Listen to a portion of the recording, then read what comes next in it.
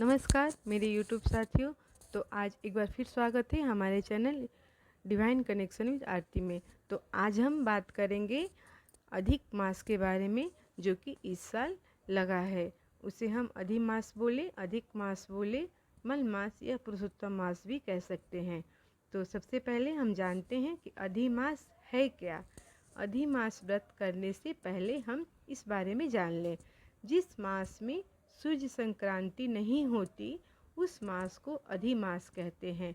लोक व्यवहार में इसे अधिक मास, मल मास या पुरुषोत्तम मास भी कहा जाता है। इसके साथ ही यह भी स्पष्ट करना है कि जिस मास में 2 संक्रांतियाँ पड़ती हैं उसे 6 मास कहते हैं।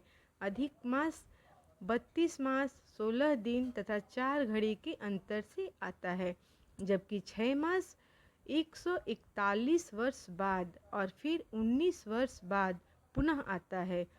अधिक मास से फल प्राप्ति की कामना से किए जाने वाले प्रायः सभी कार्य वर्जित है।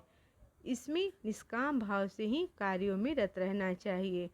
चैत्र आदि महीनों में जो महीना अधिक मास हो उसके संपूर्ण 60 दिनों में से प्रथम मास की शुक्ल प्रतिपदा से आरंभ करके द्वितीय मास की अमावस्या तक 3 दिन पर्यंत अधिक मास से निमित्त उपवास तथा यथाशक्ति दान पुण्य करना चाहिए।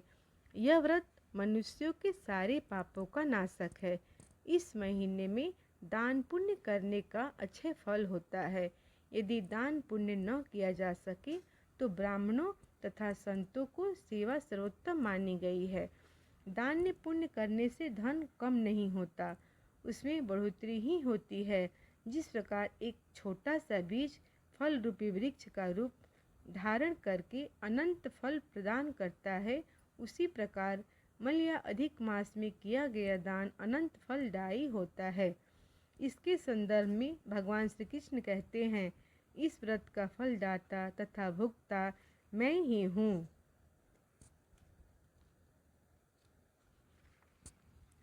कहते हैं प्राचीन काल में राजा नहुस इंद्र व्रत प्राप्त कर कामातुर होकर पालकी में बैठा और सप्त ऋषियों से पालकी उठवाकर इंद्राणी के घर की ओर चल पड़ा।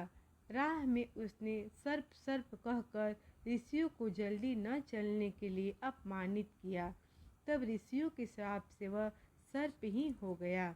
बाद में महर्षि वशिष्ठ के कहने पर राजा नहुस ने यह व्रत किया और सर्प योनि से मुक्त हुआ।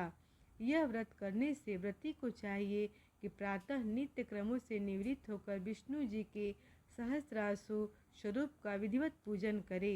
घी गुड़ तथा आटे के बने पुओं को कांसे में भरकर सहस्रांशु से निमित्त दान करे। इससे धन धान्य व पत्र आदि में वृद्धि होती है। ये रही हमारी अधिक मास की कथा। तो फिर मिलेंगे अगले वीडियो में। अगर आपको हमारा वीडियो अच्छा लगे तो हमारे चैनल को सब्सक्राइब करिएगा। तो तब तक के लिए नमस्कार।